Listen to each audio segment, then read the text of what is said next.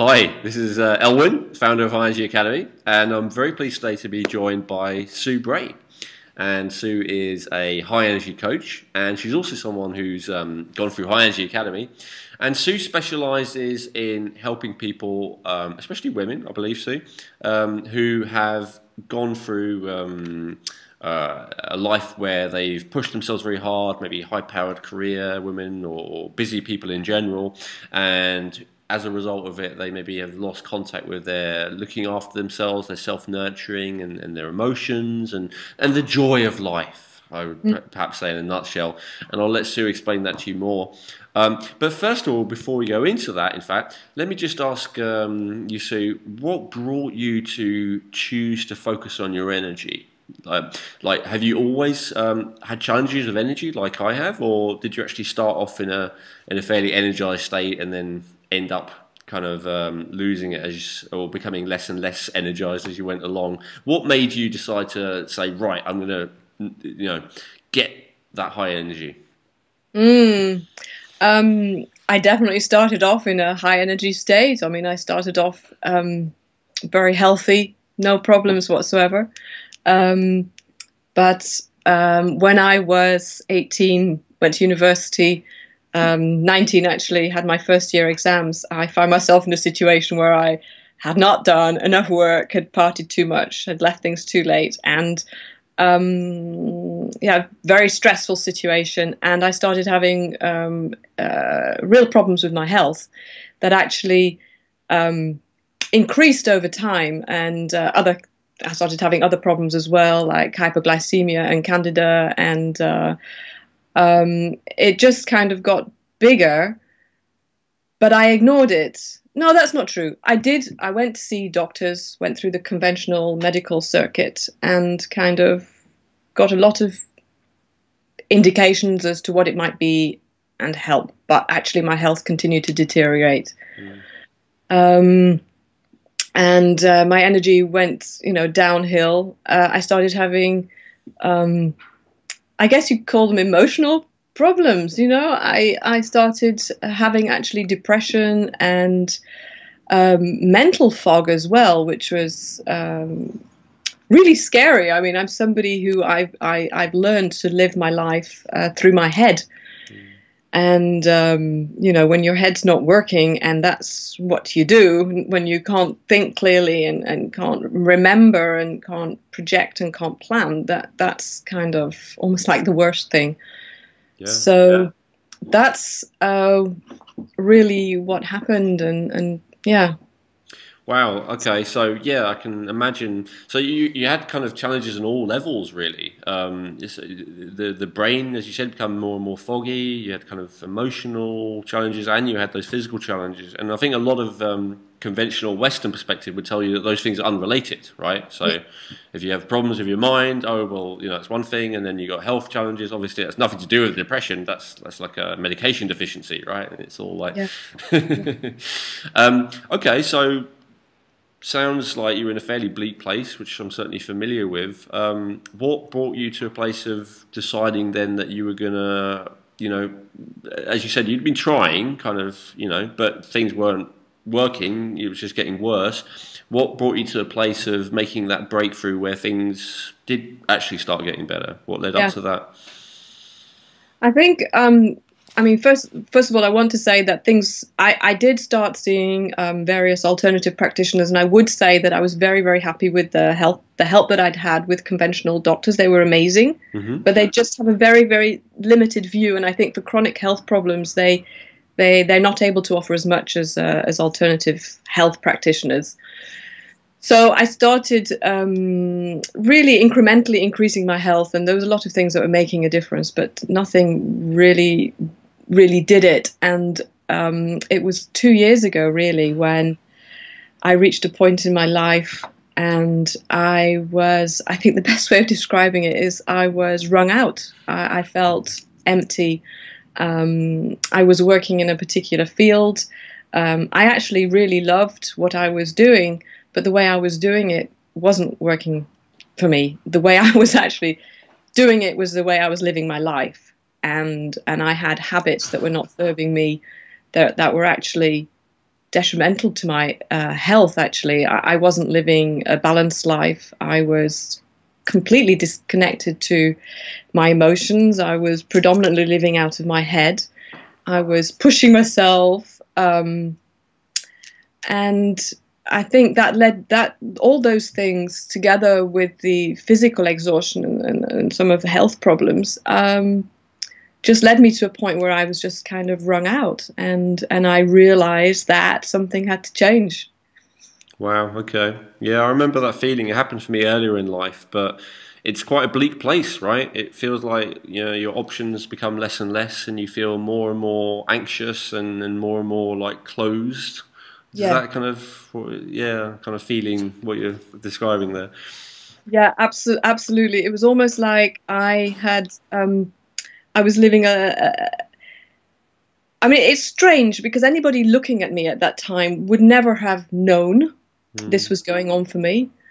But what it felt like for me was that I was kind of walking along a tunnel which was getting narrower and narrower and narrower, and that brought me to this point, like the end of a wall or the edge of a cliff, and it was scary because I knew that I had to stop. I had to take myself out of the environment that I was in. I had to stop doing things the way that I was doing, but I actually had really no idea what to do instead, or really how to live my life instead, because I was doing the only thing that I knew, and I was practicing yoga, and I was it just kind of really wasn't working.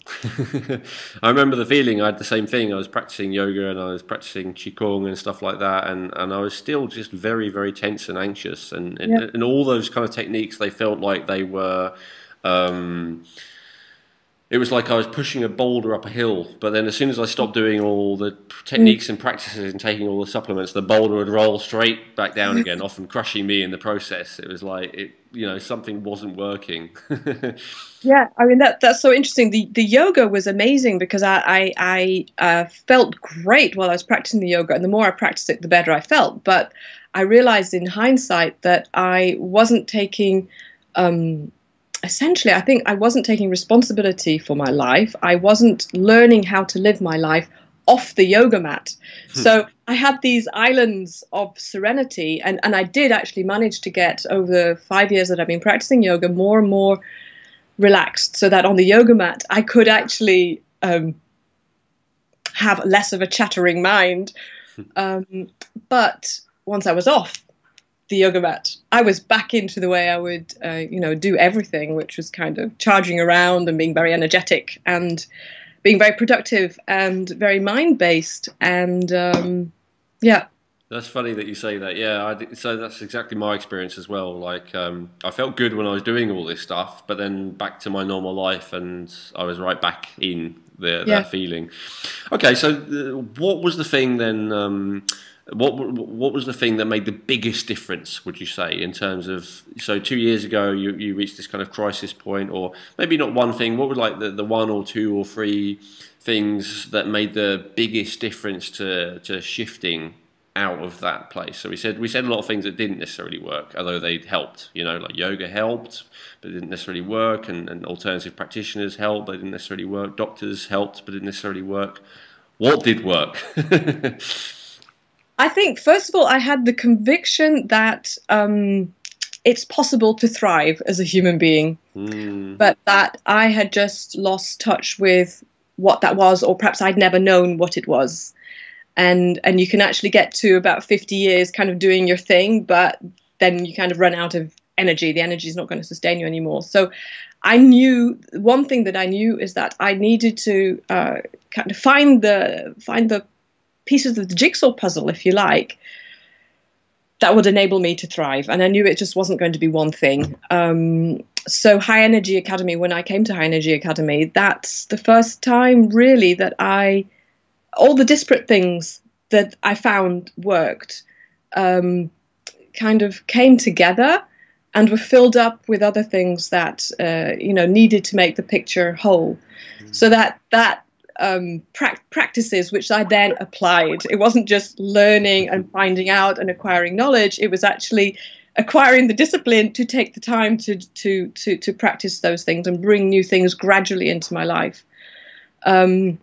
So I don't know whether you want to know any more about specifically what at that time, but the other thing that I did at that time was I realized I was very disconnected to my body, very, very disconnected to my emotions, and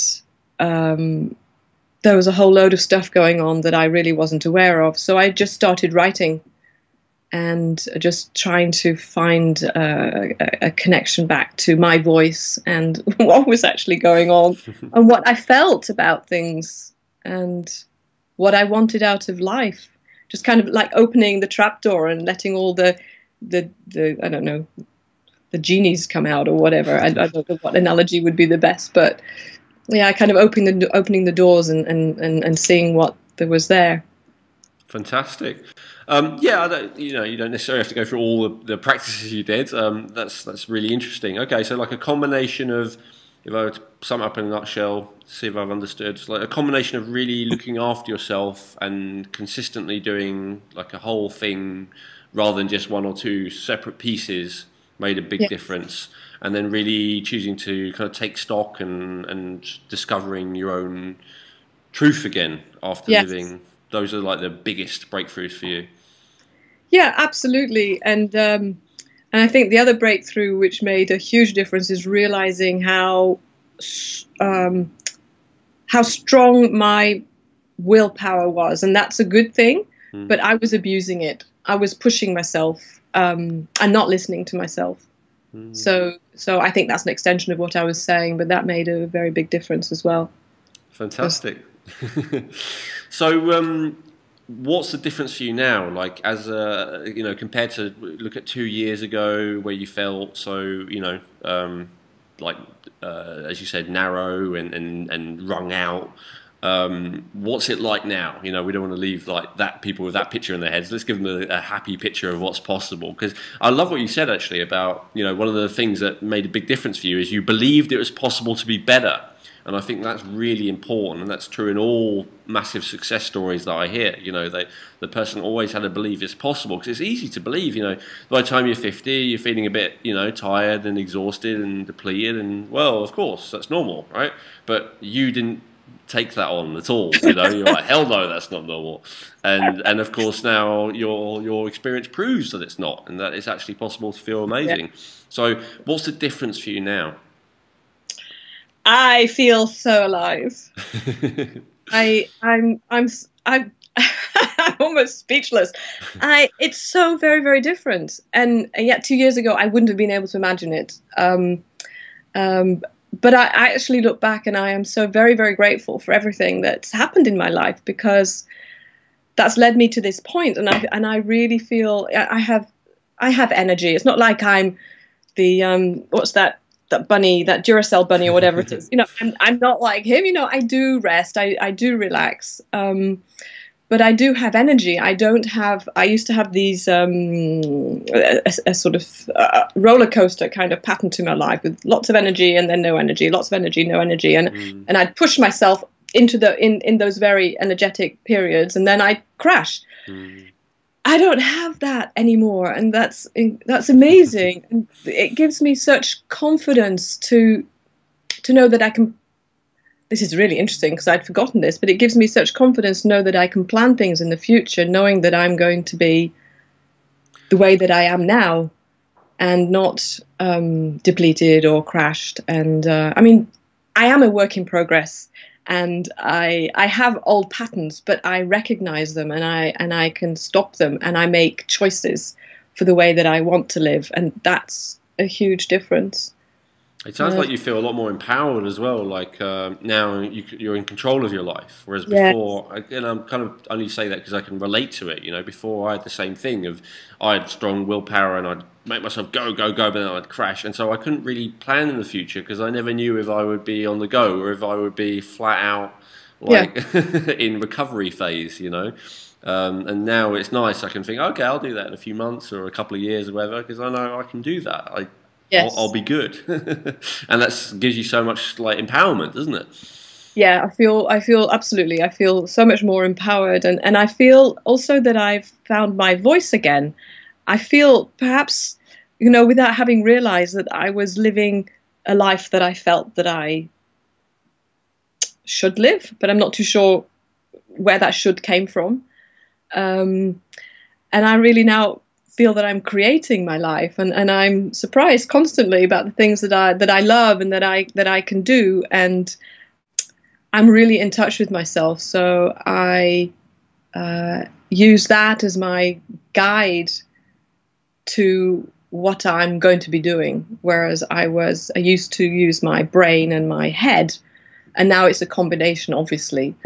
Um, and that's amazing. It feels like I've sunk down into myself. That I am I inhabit myself fully, and that, I think, that's the empowerment that you're talking about. That feels peaceful, but very powerful as well. From your perspective, Sue, and I know that you have been, studying and researching for a while, as well as having a lot of real life experience in this. What is it that leads people to that place of being so disconnected from their true self and their true voice, that then leads them to maybe push themselves too hard, ignore their body's impulses, and all of that stuff that ends up in being very depleted, right? Mm. What I know that there can be all kinds of reasons, but from your perspective, what would you say is like one of the reasons why that happens? I think I think it's fear ultimately underneath. Mm. It's wanting to escape something that feels um, like you can't process it, or you can't move through it, or you just don't want to embrace it. You don't want to accept it. I think ultimately the bottom line, that's fear underneath that. Mm. Yeah, that's a really good point. And you need a lot of energy to be able to face and deal with your fears, right? And not just mental energy, you need physical energy. I mean, if you're exhausted and you can barely get out of bed, you're not going to be, having major breakthroughs about, discovering who you really are you? Yeah, that's such a good point. That is such a good point. Yeah, I've always wanted to get the most out of myself, just so that I can live a really full life. So I've always been very interested in personal development and how to achieve potential. Mm. But yeah, in those periods where you're fighting demons, and trying to be positive, and trying to change the way you think about things, and it's so much more difficult to thrive and live an amazing life. Absolutely, yeah, and that's part of what I've made clear with the messaging. I think in the first videos for this High Energy Academy this time is that's the reason I'm helping you to get high energy so that you can live up to your full potential and create your ideal life. Right? That's really, but you need energy to do that, and I Yeah. think a lot of personal development kind of teachers don't recognize that, maybe because they have very high levels of physical energy themselves, so they just don't, it doesn't occur to them that the reason why a lot of their adherents are struggling is because they don't they're tired, they're exhausted, they're as you say, maybe they're scared, and so therefore they're running on empty ultimately. So yeah, anyway, I would also love to get your perspective, Sue, on, for anyone who can relate to where you're coming from, and anyone who does feel that maybe disconnection with their true voice, with their true self, with their true feelings, what would be your advice for them? What would be your top action steps to take? Let's not be too philosophical. Let's be quite concrete and give some people something to take away with and do something about. So what would be the steps that you would really recommend for anyone who can relate to what you're saying? I think one of the most powerful things, when it's extremely simple, is to ask yourself ongoingly, but at least once a day, how do I feel today? Mm. And I build that in as part of a morning ritual that I have, and I do it every morning, and I just check in with myself. How do I feel today? And when I first started doing this, I was so up here. I was really in my head and kind of labeling what I thought that I was feeling. And I realized I actually don't know what feelings really feel like. So now it's still a discipline, but it's really amazing when I allow myself to go down to my body and just feel. And that is so powerful, because then you're kind of honoring yourself and you're creating a very, very powerful connection to who you really are and to what's going on. I would say very, very briefly that, but I would add a distinction. It's very, very different to, what do I want to say? There are two different ways, or three different ways of dealing with emotions. One is we suppress them, which is what I've been doing for 50 years, uncomfortable emotions. Mm-hmm. The other is that we tend to get overwhelmed by them because we buy into them and we think that they're real, and we think that what they're telling us is the way things really are. Mm-hmm. And both of those lead us to live one-dimensional lives, and actually we want to live multi-dimensional lives full of color and exhilaration. And the only way, and it was not easy for me to begin with, but the only way to do it is to actually just be with that emotion and just maybe explore it from different angles and ask questions about it, but just be with it. And I would say that. Awesome. Yeah, fantastic. Love that. And I teach something very similar. Yeah, absolutely. You don't want to suppress an emotion. You don't want to indulge in it. You just want to be aware of it. That's fantastic. Yes, absolutely. And a lot of, just for any very intellectual types out there, the brain research absolutely supports that. That when we become aware of our feelings and we identify them, then we activate the left prefrontal cortex, which is likely to make us feel more optimistic, more motivated, more good about life, and when we ignore the way that we feel, we are more in the right prefrontal cortex and we feel more depressed and more lethargic and more victim-like. So there's great scientific research to back up that recommendation. Yeah. Yeah, when I learned that from you, that was very encouraging for me to realize, okay, just feel these emotions because it's going to make me feel amazing, whatever the emotions are. And it works? Absolutely. Yeah. It's counterintuitive, but it really, really does. Fantastic. I love that. What will be your next recommendation for people to take with them? I would say to know that we are not our thoughts. Mm. And, that's familiar maybe to many people from Eckhart Tolle's work. But that's huge. And we are not our emotions. And this led me to being able to reframe things and find a way to reframe them in the way that serves me the most. So I would encourage people to do that. And to give one example, when I started doing the High Energy Academy, being a very busy person who wants a lot out of life, who didn't have a lot of energy, who busy mother, all these things. And then I wanted to make my juices and my smoothies, and I wanted to have organic vegetables and stuff. I kind of went up into my head. I was thinking, I don't have time for this. And then I realized, no, this is what I want because it's going to give me extraordinary good health. I'm going to have great energy. And I suddenly had the idea of, I'm going to be a modern day hunter-gatherer. And that I still have that. And it gives me a different way to be able to connect to the important things in life, which I think are, sourcing really, really amazing food and have life-sustaining nutrients. I think that's very important in the whole process of sharing that with your family. So that's another tip. It's maybe a bit off a tangent, but that's another tip. Well, no, I think it's really, life changingly important, but let's make it really practical. So like you said, at least once a day ask yourself, how am I feeling? Would we say, once a day to remind yourself that your thoughts are not you, that they're just thoughts, or something like that? Can we make it even more practical? Yeah, so I'd say what I do, I would say something very practical is if you have a smartphone, or find any other way if you don't, to have several points during the day, or maybe just 3 points during the day, where a little bell goes off. And when that bell goes off, you check in with yourself and you check to see how your body is, whether if there's any tension. My shoulders tended to go up.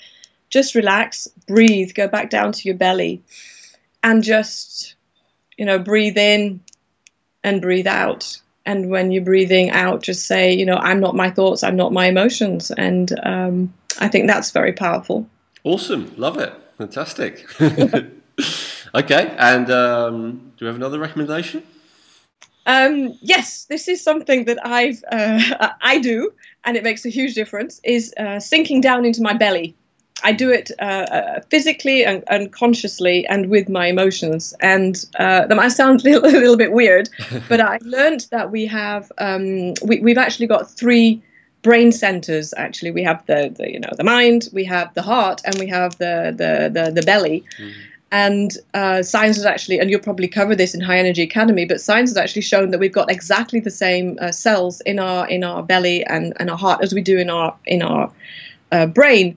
And ancient cultures actually say, that we lead our lives more fully when we are centered in our belly and our heart, rather than just our brain.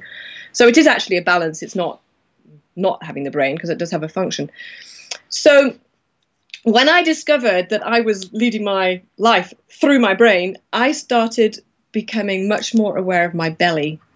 And when I start getting a busy brain, busy head, I just take some deep breaths and then sink down into my belly and put my focus there.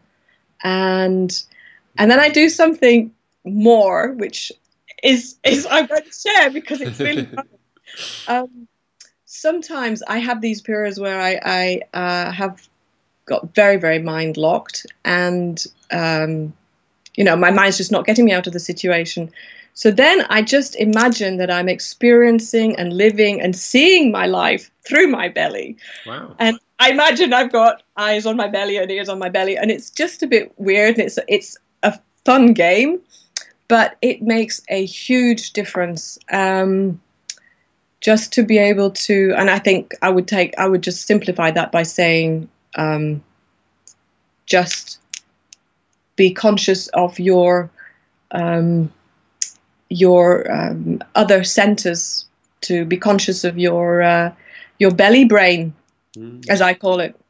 No, that's really interesting, and I'm familiar with the concepts from Qigong, right? It's like a ancient Taoist practice, and I think it's weird, especially for us in the West, because most of us are taught to not like our belly, right? Probably, especially women, men as well. All men want a six-pack, and hardly any man has one, and women as well. So, can we give people even more of a compelling reason why they should overcome any aversion they might have to being aware of their belly, and feel really good about doing that? I would say the most compelling reason is, if you're aware of your belly, you come into your essence. You are much more connected. Well, even not much more. You are connected to yourself. You're connected to your true self. You're connected to your wisdom. You're connected to your intuition. You're connected to all the wisest parts of you that can guide you more than your brain ever can, and will always know the right way to choose. And I think that there's no other compelling reason than that. And to live life from that center just means that you feel fulfilled. You feel not only connected to yourself, but to everybody around you, to life. And life is just so much more joyful and extraordinary and exhilarating. And there's no better way to live. So, yeah. That's a fantastic answer, and I think we can all even see the joy radiating from you when you're describing it. So you're showing as much as telling. So we really appreciate that. Well, that was fantastic. I love those. I think that's really good for a busy person who maybe is living a lot in their head. They don't want too much to do, but I think that's some very seemingly simple but actually devastatingly powerful practices, right? In terms of completely shifting the quality of your life. So absolutely fantastic. Do you have any last words that you would like to share with us before we sign off?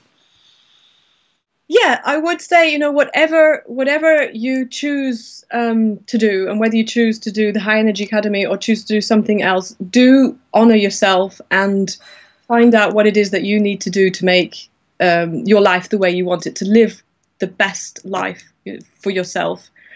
It takes courage and it takes loving discipline to stop old habits and start new ones. But do it. Don't wait until you're 52 or 62 or 72. Do it now. That's what I would say. And I think the High Energy Academy is an incredible place to be able to get a very, very big picture and lots of very, very practical advice, practices that you can apply very easily into your life, a tremendous community, which is very, very it is very empowering when you're all on the same journey together and you can share your stories and share your successes and hear how everybody's doing. And under your guidance, Elwyn, I have reached a place in my life, or a state rather, that I knew that I would reach one point or another, but I got there so much faster through High Energy Academy. So I would say, if anybody's thinking about it, just do it. It's amazing. Oh, thank you, Sue. That's actually saved me from saying it, like I've at the end of my other interviews. I really appreciate that. Thank you, and I thank you for the opportunity to be able to make that difference in your life. That's really, fantastic, and it makes life worth living. After beyond a certain point, when your own needs are kind of met, it's like, well, what else is there? And what else is there is helping other people, of course. Which is what you're doing as well, in this way now. With coaching people with their energy and helping them to become more in alignment with their true self. So. Yeah, just a wonderful thing to see, and I thank you for the opportunity to help you with that. And yeah, of course, if you're watching this video, there's going to be a link below. If you would like my support in really getting your physical energy up and maybe some of this fine-tuning your mindset and your emotion and your identity kind of stuff as well, then High Energy Academy is the place to do it. So you can just use the link below. But either way, what I would love you to do is to really heed what Sue has said today and put it into practice in your life. And to be honest, Sue, I said, if there's anyone who can relate to you, but I can't think of a single human being alive on earth today who your advice wouldn't be a good idea for. All of us will benefit from that. All of us will benefit from being more in tune with how we're feeling, to ask that every day, to remind ourselves that we are not our thoughts and our emotions regularly as a practice, to do that breathing that Sue mentioned, and then to really come from the belly. I think that's, just universally wonderful advice. So thank you so much for sharing it with us today. Thanks, Elwyn, and thanks for giving me the chance to share. Yeah, thanks a lot. And thank you for watching. And if you have any questions or comments, then we would love to hear them. And if you want to ask Sue anything or anything like that, all you got to do is put your comments below in the comment boxes, and I'm sure Sue won't mind checking on the page every now and then and answering any requests or any questions that any of you might have about everything that you shared, right, Sue? Yeah, I'd love to. Yeah, absolutely.